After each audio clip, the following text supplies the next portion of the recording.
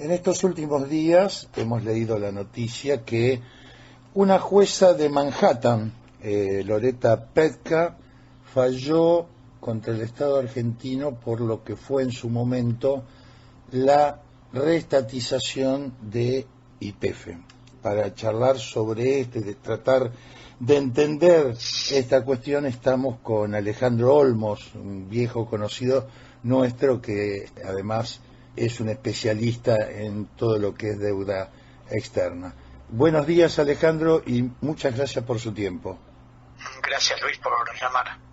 Este hecho, cuando uno lo empieza a rascar un poquitito, ¿no?, aparece como un eslabón de una cadena mucho más grande que tiene que ver con negociados, con corrupción, con entrega de soberanía, bueno, con una infinidad de cosas, ¿no? No sé cuál es su mirada. ¿Sabe lo que pasa?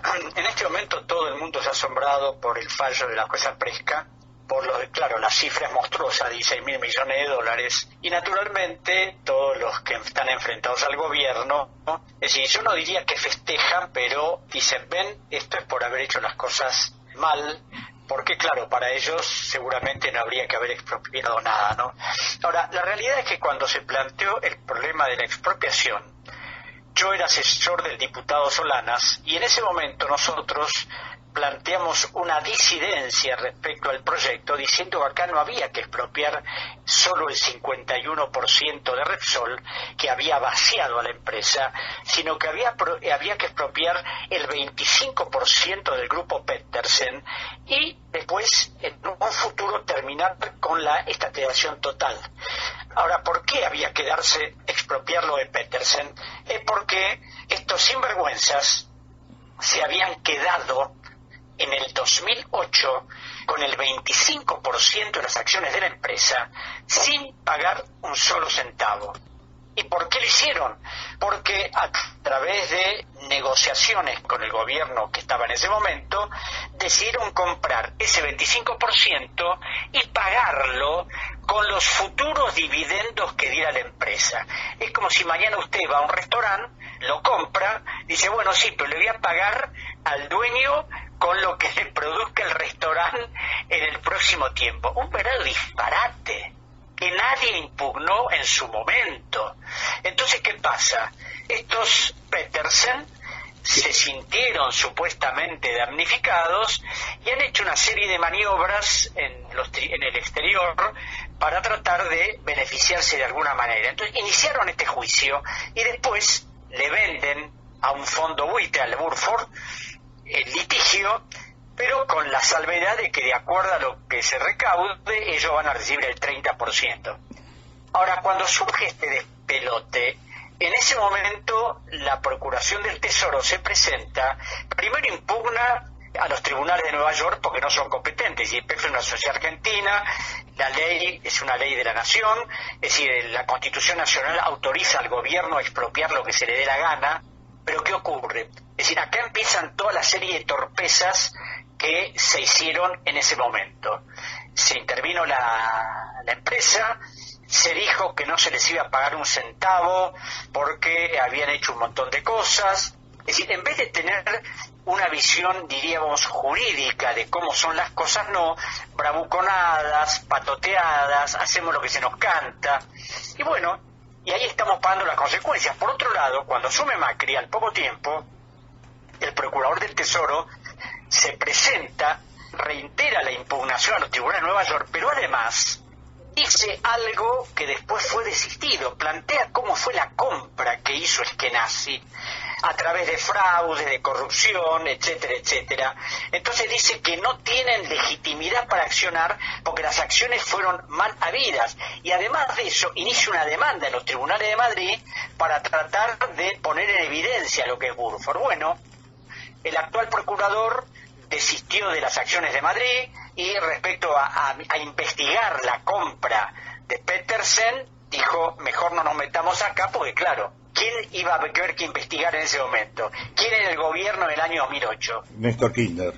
Entonces, todo eso contribuye a que tengamos este resultado. Yo creo que aquí primero va a ser muy difícil desconocer esto.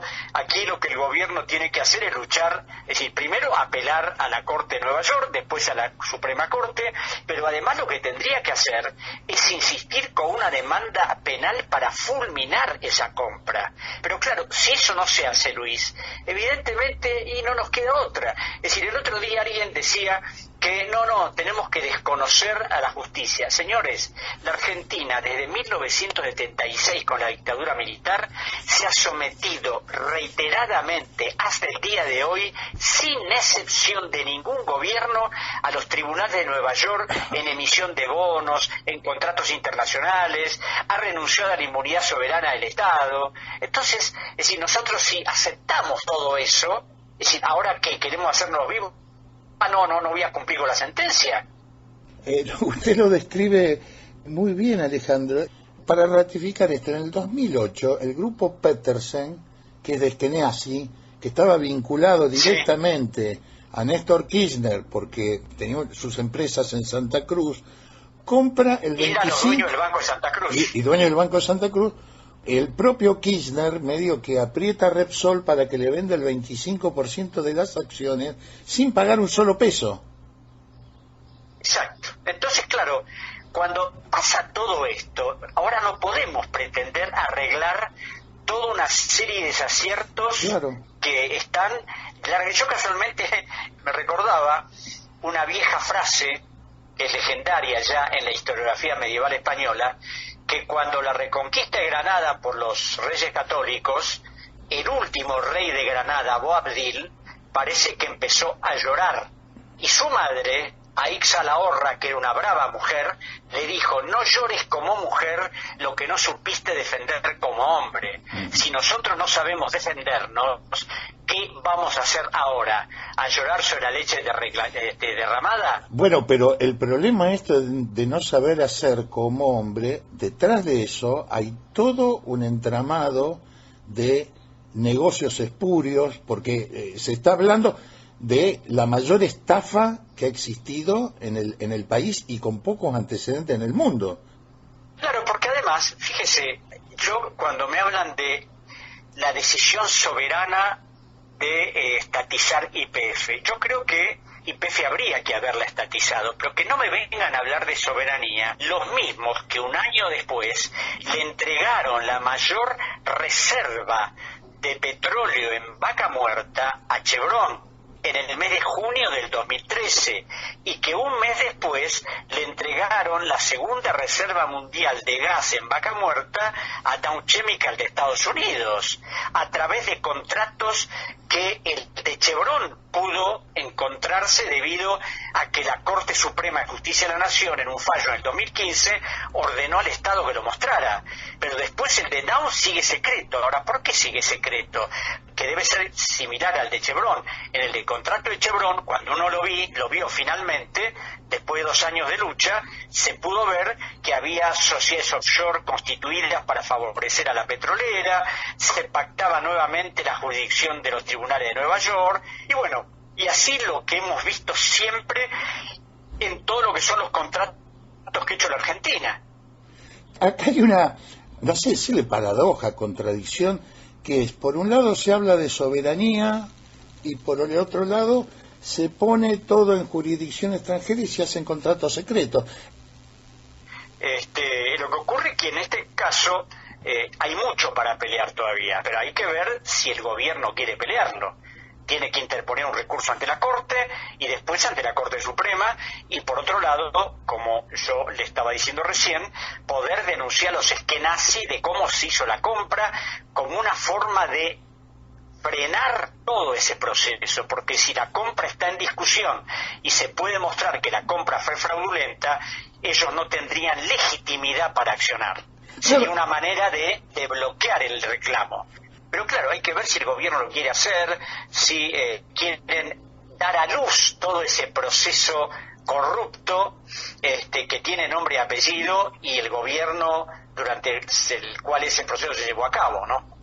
Bueno, yo en esto, saltando un poquitito, decía que es una cadena, porque todo este tema del petróleo argentino y YPF tiene también una muy vieja historia de corrupción y de entrega.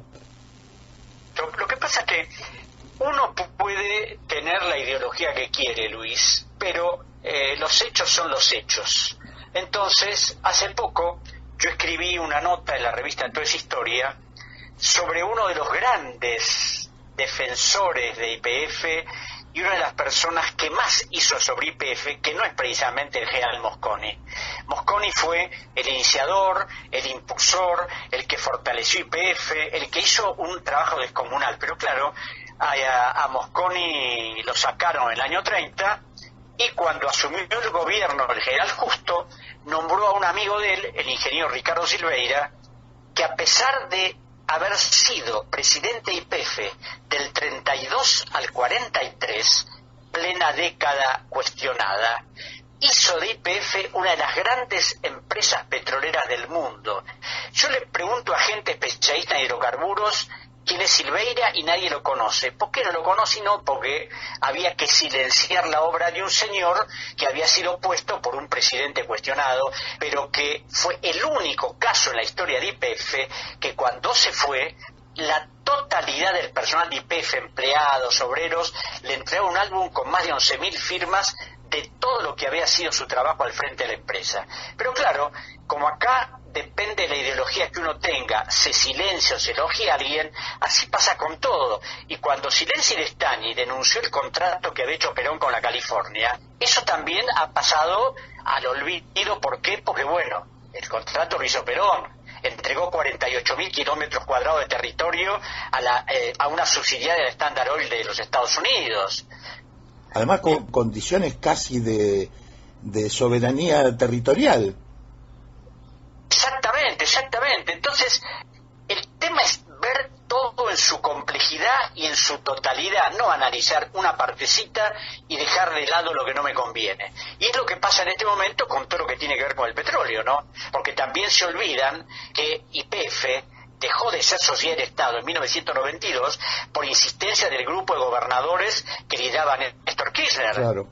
Y que el miembro informante para eso fue Oscar Parrilli. Exactamente. O sea, y la intervención de la hoy vicepresidenta insistiendo en que se apruebe en el 92 la ley para beneficiar a Santa Cruz. Exacto. Entonces, evidentemente todo tiene un antecedente claro, ¿no? Claro. Así que además creo haber leído, no sé si usted me lo confirma, que el gobierno de Santa Cruz, cuando era el gobernador Kirchner, vendió el 5% de las acciones que le correspondían por ese proceso a Repsol. Exacto, pero además hay otra cosa. Cuando iba a empezar el proceso de privatización en 1992, Kirchner firmó un contrato con el ministro Cavallo. En el caso de que YPF fuera privatizada, el gobierno de Santa Cruz iba a recibir alrededor de $600 millones por regalías mal liquidadas. Y si YPF no era privatizada, no iba a recibir un solo centavo. Por lo cual, esa es la prueba palpable del interés que hubo en la privatización de YPF. Era una cuestión de negocios. Pero hoy ya, como todos perdieron la memoria, mejor no acordarse de eso. Es decir, por lo que dice usted, obviamente, volvamos al comienzo, ratifica que hoy, en general, el pueblo argentino, si termina siendo así el juicio, va a tener que pagar este desatino completo de corrupción increíble, ¿no? Que no ya supera todo lo que hemos visto en este país de unos y de otros. Claro, lo que ocurre es que yo creo que tampoco eso es tan fácil, porque las sentencias contra el Estado son meramente declarativas. Para ejecutar eso hay un proceso muy complicado de lograr un exequatur en la Corte Suprema de Justicia. Habría muchas instancias para recorrer, pero claro, es decir, podrían embargarse bienes del Estado en algunos otros lugares, como lo que en su momento pasó con la Fragata Libertad. Claro. Es decir, eso nos traería una serie de complicaciones enormes, ¿no? Pero claro, en principio es un largo proceso que va a llevar mucho tiempo, no es una cosa de que nos va a caer mañana, pasado, la semana que viene, no. Esto va a llevar muchísimos años todavía de litigio. Lindo panorama, Alejandro. Y bueno, es la realidad. Es la realidad. Bueno, yo le agradezco muchísimo porque, bueno, nos aclara un poquitito este panorama que ha sido tapa de los diarios y, como usted dice, quienes hoy ponen el grito en el cielo parecen patear al caído, pero son parte de este entramado histórico mucho más general. Bueno, le agradezco mucho, Luis, el llamado. No, y a su por favor. disposición siempre. Muchas gracias a usted. Un abrazo. Hasta luego. Hasta luego, adiós.